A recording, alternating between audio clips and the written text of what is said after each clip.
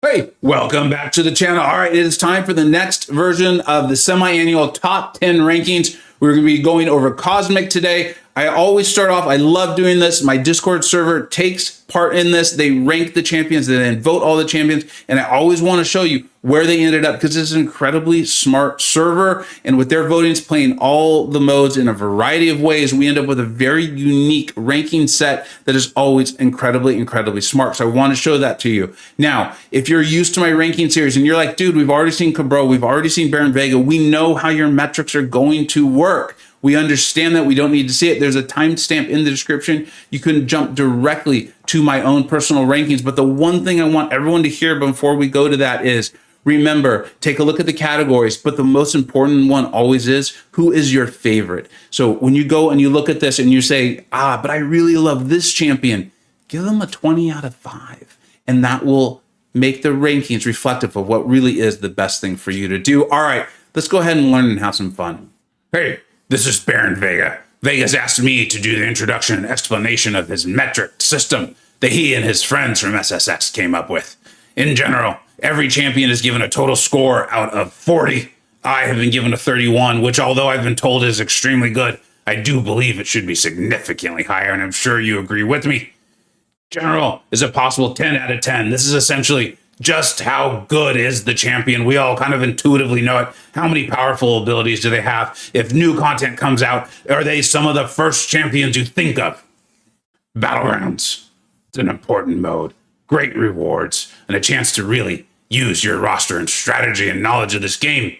There's a possible 10 points in your defensive capabilities to your champions was able to be included. I'm a great defender and a fantastic attacker. Therefore, I got an 8 out of 10. It should be a 10, but it's an 8.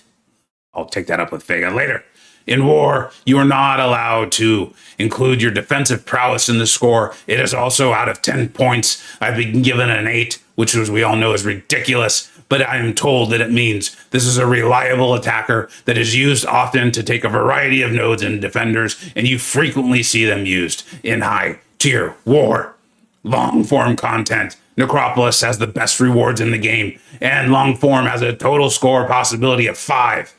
Again, I should be a 5 out of 5, but they've given me a 3, meaning I was either able to be used consistently for a fight or two, or maybe very good in one lane in Necropolis, or I was good in Gauntlet or EOP. I happen to know I was phenomenal in all of them, and Vega is just wrong here, but that's fine. We'll move on. And then ease of use is a possible total 3 points. 3 meaning you are easy. Think of your archangels. I bet that Cabro gets a 3 out of 3. That guy is mindless and simple. And then the toughest is a 1, meaning your tigers and your Kate bishops. And I am too smart to ask anyone to spend that much time trying to learn how to play me. A 2 is just right. And this is the 1 score, aside from the 10 out of 10, that Vega got correct. That guy, Baron Vega, man, he's always got the gossip, right? He's always leaking something. That was a leak. For those of the most astute viewers will know that the most possible points here is actually 38. We did tune down ease of use. In a previous iteration, it had been 5 out of 5. It's actually 3 out of 3, but I enjoyed Baron Vega so much, I did not want to change that. Now, we're obviously on Cosmic, and we're going to start with our number 10 here, which is Gamora. But real quick, I want to shout out the honorable mentions. Vox, Corvus, King Groot, and Gore and Angela. They were all very close on this one. And then, if you're enjoying all these, if you want to see the rest of them, because they are a lot of fun, and we've had a lot of good time. We've put a lot of time into this. Make sure you check the playlist on my channel, right? It's going to be the top 10 champion rankings for December 2023. All right, let's go ahead and get into this right now. We've got Gamora here with a score of 24. Cosmic is very strong, as I've talked about, though, many times on my various tier lists. We've talked about Cosmic's really top heavy.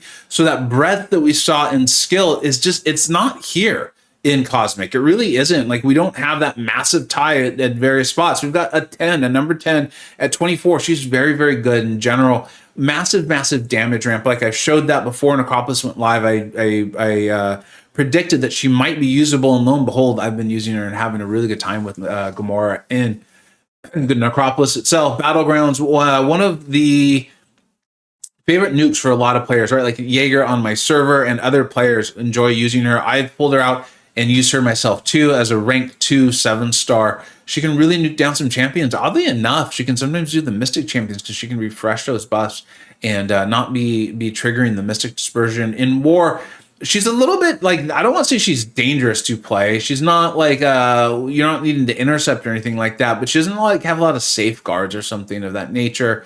Also, I think there's a concern of Mystic dispersion kicking in, and it does take all the way to SB3 to get to her true strike. So frequently, especially because Cosmic is so incredibly top heavy, if you're needing a Cosmic champion or something like that, I think you're defaulting to one of the other champions you're going to see a little higher up on this list. Long form content, I've used her in Necropolis. I promise one day I will eventually get out those Necropolis videos. It's just time has been extremely limited, and I wanted to get these videos out too.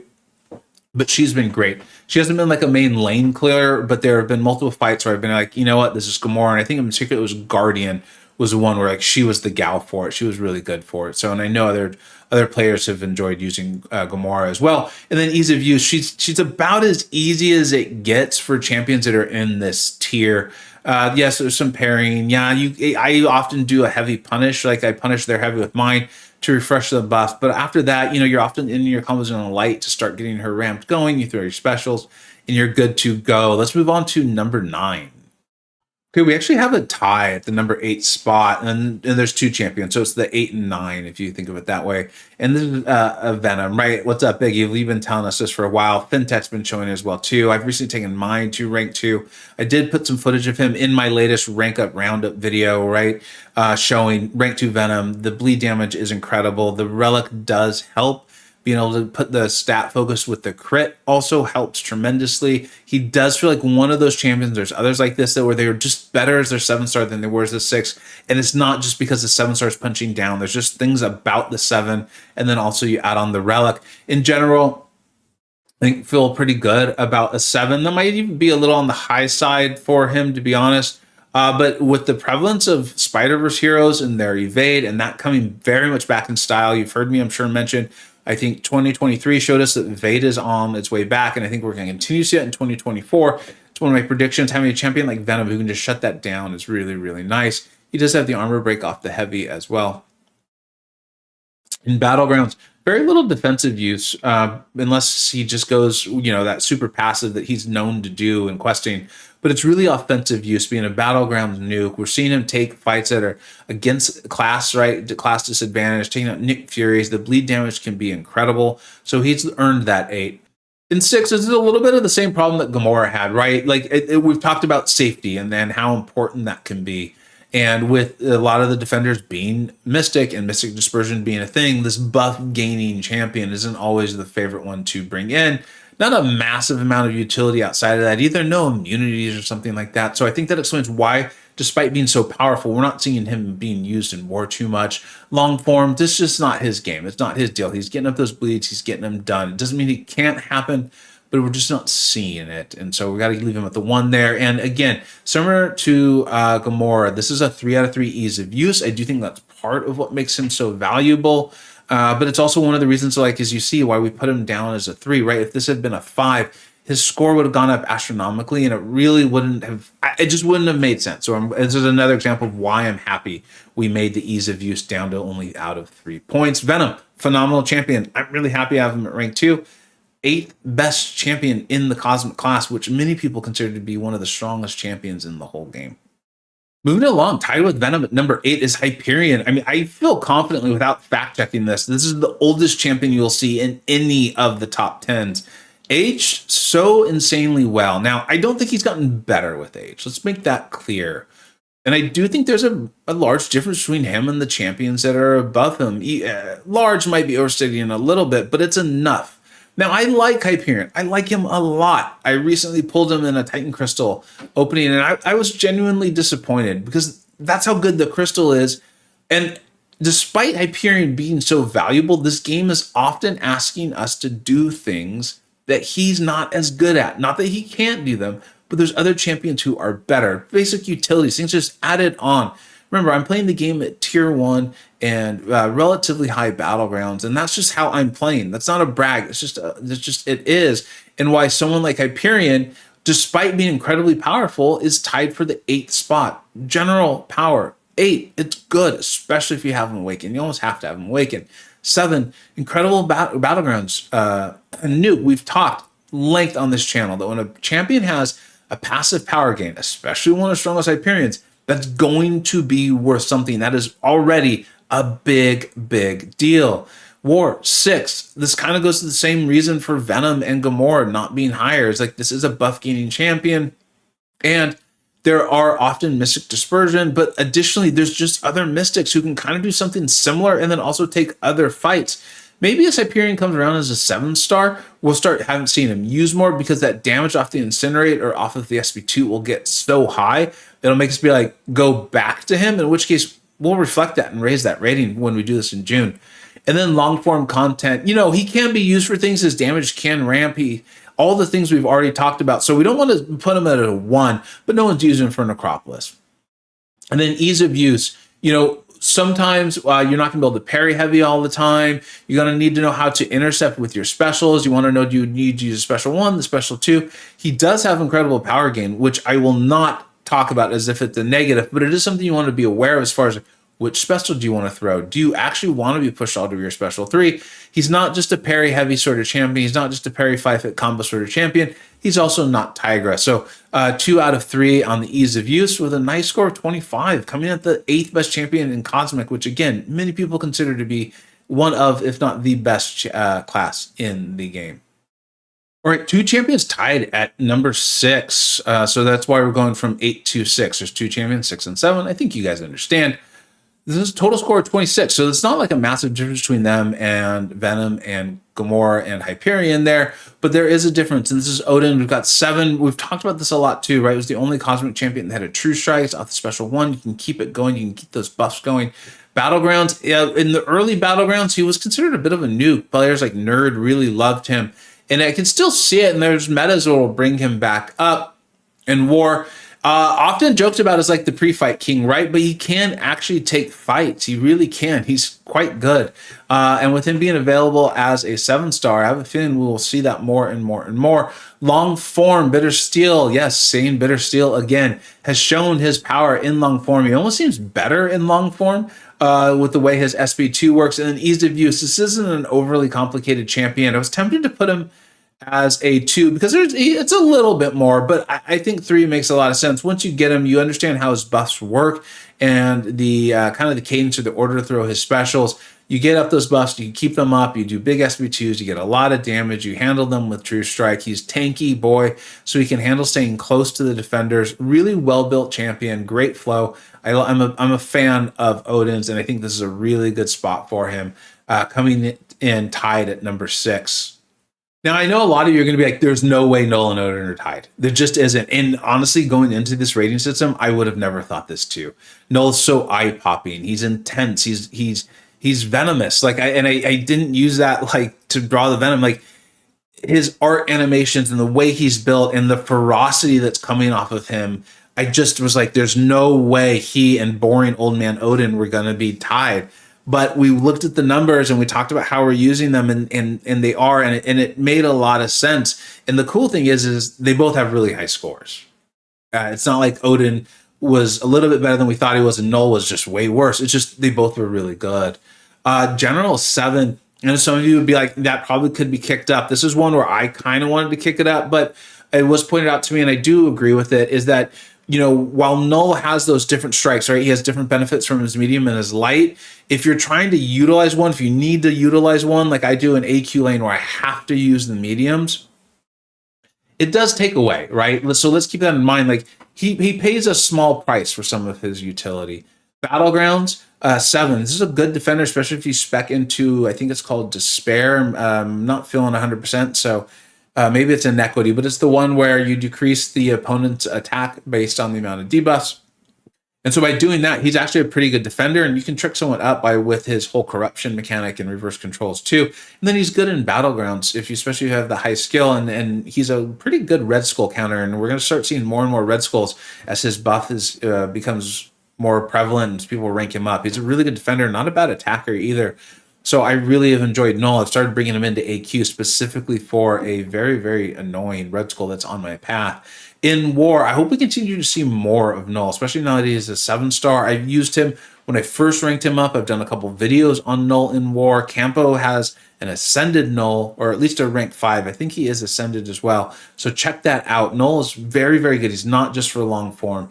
Speaking of long form, we just haven't seen him dominating Necropolis, but again, Campo put out some videos showing how powerful Null is. We all recognize and see that this is a champion that could ramp up. I think as time goes on and as we all kind of settle in, that initial urge to rush Necropolis, we might see people bring in a Null doing some really cool stuff with him because he does have that utility to handle things too.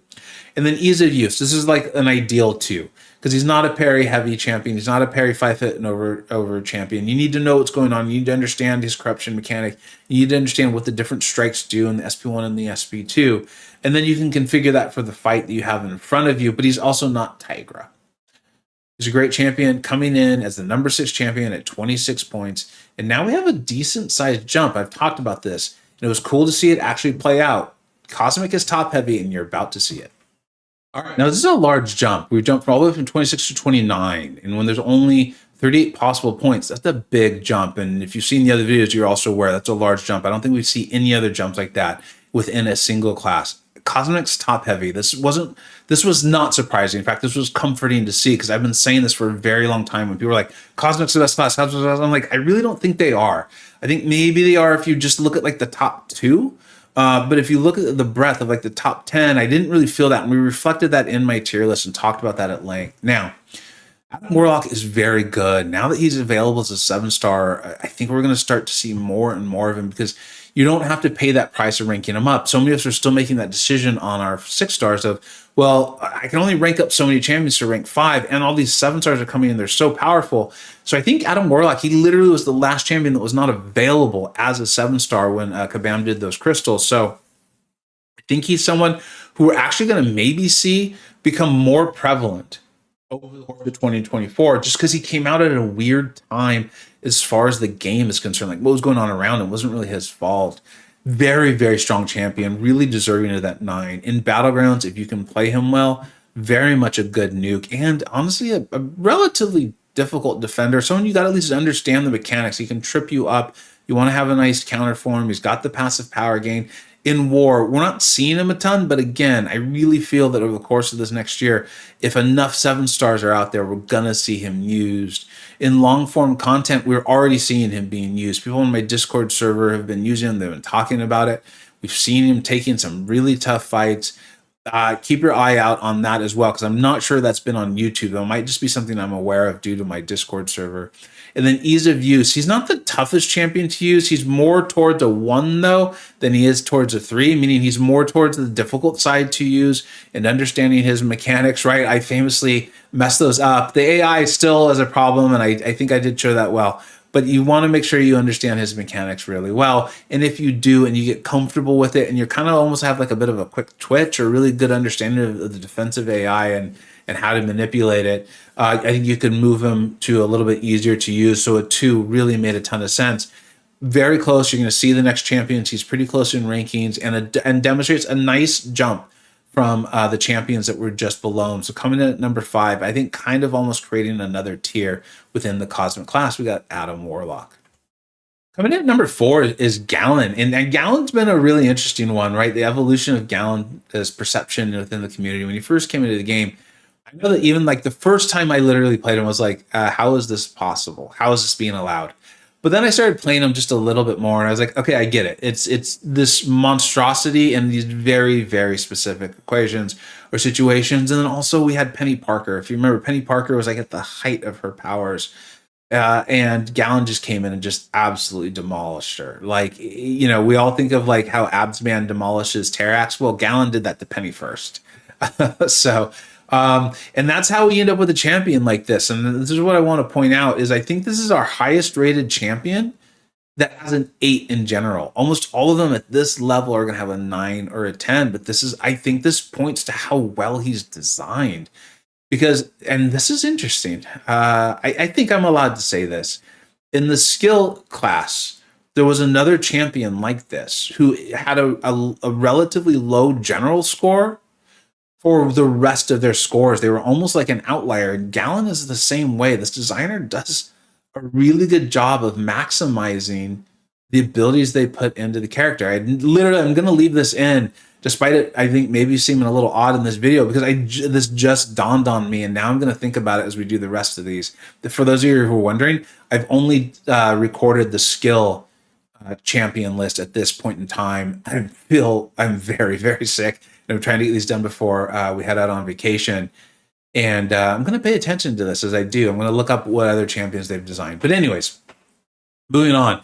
Very, very powerful in Battlegrounds. I think we all get that. We see the variety of fights he can take, dominating Penny Parkers, but people use him to take things and other champions like that, of course, as well. In War, again, these are problematic nodes that he's fantastic for, problematic defenders he's fantastic for. So his value is very, very high, despite him often not being a champion you're seeing take 5, 6, 7, 8 fights or something like that. Long form content, that's not his deal. That's just not what he does. If he was even remotely good at that, he'd obviously have a much higher score and think be up there. Where some of you who really love Battlegrounds, something like that, probably think this general score for him, that 30, is a little low. But I think if you look at this as an overall metric for the value of a champion, I think you'll agree this makes some sense. And then ease of use. This was tough because part of me wanted to put him at a 2, being more middle of the road. But big picture, for being as highly rated as he is pretty simple to use. It's more about understanding what he can do and make sure you're placing him in the right spot, and then he's going to dominate for you. Gallon, the number 4 champion in a very, very top-heavy class of Cosmic. Coming in at number 3, coming in strong as CGR. This is really fun to do this, actually. I love doing this exercise of the top 10s. It takes a ton of time, but it's a lot of fun. I remember when he came into the game, the conversation was, who's the best Cosmic, him or Hyperion? And it's amazing that they're both still in the top 10. Hyperion being as old as he is, it's understandable he's not quite as highly ranked up there. But CGR coming in at number 3, all those armor breaks, all the power, the huge SP2, the buffs you get off of it, the Fury. You know, we've seen this all. He was one of the first champions I ever seriously covered. My first live stream, I believe, was testing him out. In general, he does. And I'm glad to see this come along, because I remember saying, I think he actually has utility. He's got the immunities, and he has enough damage that if you lined up, you can really get through some tight spots. And so I realized he might have the breadth of utility as some other champions, but I think his damage is so immense that if you line it up smartly and you really get it down, you can sneak through there. And I think it's enough. I think if he had more utility, he'd have been nerfed a long, long time ago. In Battlegrounds, definitely an 8, a very, very good Battlegrounds nuke, but there are matchups where he gets asked to be used and it just doesn't work out. I've had it happen against me and I've had it happen for me. I've been the person who has it not work out, but that's not really his fault. I think that's more people pushing him a little farther than he should go, but he's fantastic. A 9 in War. Again, I mentioned the utilities of his immunities and then the armor break. And then of course that just being automatic against, I think it's all villain champions. And there's some villain champions that are very, very meta defenders in Mysterio and Killmonger that are so prevalent across war maps that his value is very, very high, his being CGR. Long form, I believe Slayer of Gods has done some pretty cool stuff with CGR in like Grandmaster's Gauntlet and things like that. So I think it's reasonable to give him a 2. We don't know exactly what Kabam's going to present for us in 2024, but just because CGR wasn't being used in Necropolis doesn't mean he can't be used for that. So we wanted to at least recognize that this is possible and there's evidence of it being done in the past. And then I know some people think he's very easy to use, but I think to get these really high scores, like a general 10, 8 in BGs, 9 in War, you've got to have a good working knowledge, not only of his set and his rotations, but be able to adapt if the AI doesn't play along. Meaning he's not a 1, and he's also not a 3. A 2 makes a lot of sense. You got to be a pretty good player to get these results out of Cosmic Ghost Rider, but he definitely can get them. Coming in at number 2, I wanted to make him number 1, but we couldn't. And he's phenomenal. He really is. Hulkling, Teddy, this is one of my first CCP champions that I reviewed, and I was like, I'm putting a video out at day 1, and I'm going to tell everyone how insanely good this champion is. I'm so glad so many of you listened. We got him early. We ranked him up early, those of you who pulled him, and we've just been dominating the contest with him ever since. A 10 out of 10 in general. He's not packed full of things. Well, no, he is. He's got a lot of utility. He's got a lot of damage sources. He's got the immunities, but he's exceptionally well made. The design on him is just absolutely beautiful. A 10 out of 10 in Battlegrounds. There's not a lot of those running around. As you see all of the videos that we're going to do here in the top 10s, There's very few 10 out of 10 battlegrounds. He actually makes it as a dual threat. He's a problematic enough defender, and he's good enough offensively that we gave him the 10 out of 10s, despite there being so few of those as a dual threat. 10 out of 10 as well in war, the immunities, the ability to handle so many things, the power gain. He's a phenomenal champion. If you want to make him like eye-popping, you can use him with the power backs. You don't have to, though. He handles so many meta defenders. He deserves that 10 out of 10. Long form, I think the only reason the group agreed to let me give him a 2 out of 5 for long form is I did use him to beat, I think it was the EOP Hercules, if I remember correctly. And there's some other fights you could use. I think it was like a Penny Parker and things like that. So he is very good. It makes sense. He's got enough going on where it's not silly. We at least wanted to recognize that this was possible, and so that's how you got the 2 out of 2. And then the ease of use, same story. This isn't a 1, this isn't a 3. Nice happy medium. When we had this as a out of 5, it just skewed things too much. I think it was too much weight for ease of use to have a full 5, so that's why it's got 3. And we've got this only out of 38 points total. Coming at 34, one of the best champions in the game. Definitely one of the best champions in all of Cosmic. All right, let's move on to number 1. I wonder who it could be. Okay, to the surprise of no one, it's Hercules. You're like, oh, shocked. I am amazed. And there's just one thing I want to address right now is Hercules was, again, one of the reasons that ease of use was moved away from 5 out of 5. He would have broke some of these categories. Like if you really looked at general, he should, like if Hulkling's a 10, then Herculing's like a 15. And this would have continued throughout the ratings. And so I think it just kind of shows, one, how strong Hercules is. And don't get me wrong, I like Hercules. I really very much enjoy my rank 5 Hercules. I enjoyed playing Hercules. None of this is meant to be an insult or a put down. I like Hercules. He's really fun. See my CCP videos on him. I was like gushing. It's just trying to show that like when creating a metric system, there's sometimes something comes along that almost like breaks it all. And that's Hercules. So general's at 10 out of 10. It really could be higher, but there's only 10 points possible. Battlegrounds, he's a dual threat. He's a little bit slow for Battlegrounds compared to a Hulkling. But he's not slow for Battlegrounds, but we had to differentiate somehow. So he's got a 9. He's not the best defender, but he's got the immortality. But if you have a champion who can nullify it, they usually can beat down your Hercules pretty fast. In war, I mean, there's a reason why your G240s and alliances like that use Hercules so much. It's because he's really, really amazing at it. In long form, I'm being told he's actually pretty good in Necropolis. He can be used for a variety of fights, not all of them. So that's why he doesn't have the scores of, let's say, I don't think I'm spoiling anything, like a Kate Bishop or maybe a Shuri or something like that. But he is very, very strong. And it's not just Necropolis. He's been good in the other formats as well. And then ease of use. He's got the highest score possible in ease of use. If there was a 5 out of 5, he would have that. If this was 10 out of 10, he would have that. Because the thing is yeah, you do need to sometimes intercept, but his intercept window is different than everyone else's. I'm sure we've all caught on to that. You could play him by pairing heavying and get tremendous results, and honestly probably still get somewhere near the scores we have up there.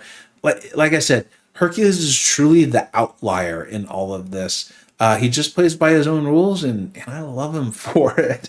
As usual, let me know what you think we got right. Let me know what you think we got wrong. I hope you did enjoy this, and I hope you check out all the rest of them. We're going to do every single class. We're going to do the best of 2023, and as long as my voice holds up, we will do the best 20 champions in the game as well. Thank you so much for watching. Take care. Massive shout out and thank you to my boys over at SSX. So many of them spent a ton of time sharing their knowledge, their expertise, and their experience in these modes, and also helped me come up with the formula in order to rank these champions. Specific thank you and shout out to Bitterstill, Campo, DLL, Gara, Na, Odysseus, Outline, Royu, Shibi, Simula, The Strands, Zahid, Matt Hill, and of course my boy, Egatron. All right.